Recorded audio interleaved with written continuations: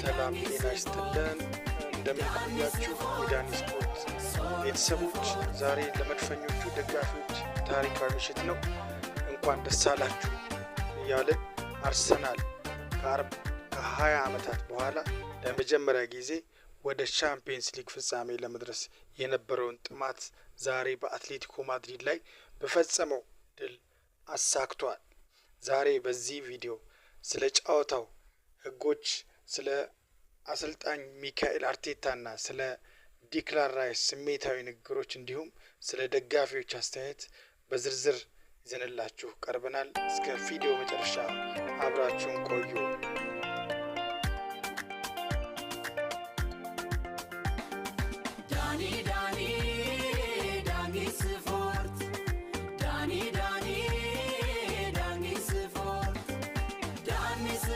አድማጮቼ ተመልሰናል።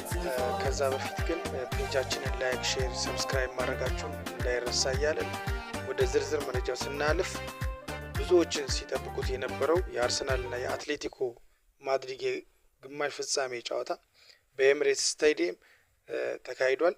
የመጀመሪያው ጨዋታ 1-1 መለያየታቸውን የሚታወስ ሲሆን በዚህ ጨዋታ ግን መድፈኞቹ የበላይነታቸውን አሳይተዋል።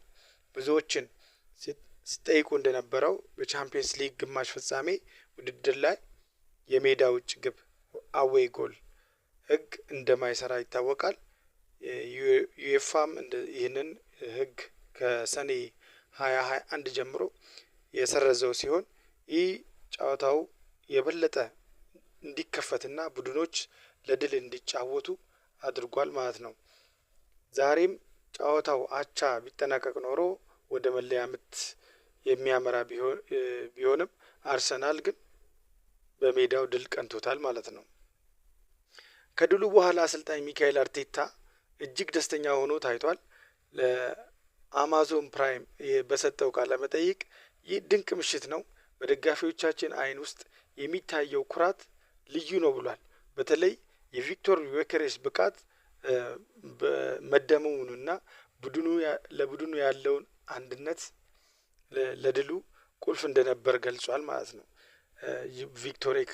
ለቪክቶር ዮኬሬስ የነበረውን ብቃት እጅግ አድንቋል። የቡድናቸውም በአንድነት እና አይበገሬነት እጅግ ድንቅ ነበር በማለት ገልጿል። ቡድኑ ኮከብ ዲክላን ራይስም በበኩሉ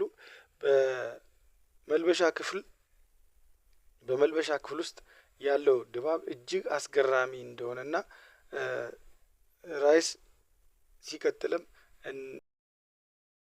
1-0 መምራት ስንጀምር እንደምናሸንፍ አውቄ ነበር ብሏል። በተጨማሪም ወጣቱን ማይልስ ሉዊስ ስኬሊ በማድነቅ አሰልጣኙ በእሱ ላይ ጠንካራ እንደነበርና ታዳጊው ግን በትዕግስት ሰርቶ እድሉን መጠቀም መቻሉን መስክሯል። ደጋፊዎችን አስተያየት ፍጻሜው ግምት ስንመለከት የደጋፊዎች አስተያየትን የተለያየ ነው። ቶኒ ሜሰን የተባለው ደጋፊ አርሰናል በአውሮፓ ጠንካራ ስብስብ መሆኑን ሲገልጽ፣ ኮልም ፎርድሃም የተባለው ሌላ ደጋፊ ግን አርሰናል በፍጻሜው ከፒኤስጂ ወይም ከባየር ሙኒክ ጋር ሲገናኝ ሊቸገር እንደሚችል ስጋቱን ገልጿል። ያም ሆኖ ግን ቡድኑ አሁንም ያለበት ሞመንተም እጅግ ከፍተኛ ነው ብሏል። በማጠቃለያ አድማጮች እንግዲህ መድፈኞቹ ለፍጻሜ ደርሰዋል። ራይስ እንዳለው ግን ፈታኝ ላይ ፊታቸው ላይ ወይም ከፊታቸው ላይ ሌላ ትልቅ ጨዋታ አለ።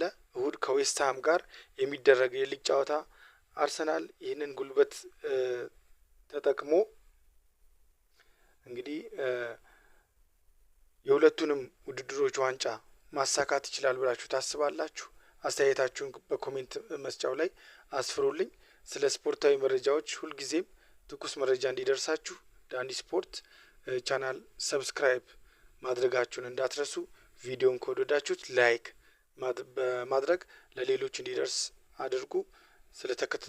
ስለተከታተላችሁን አመሰግናለሁ። በሌላ ቪዲዮ እስክንገናኝ ቻው።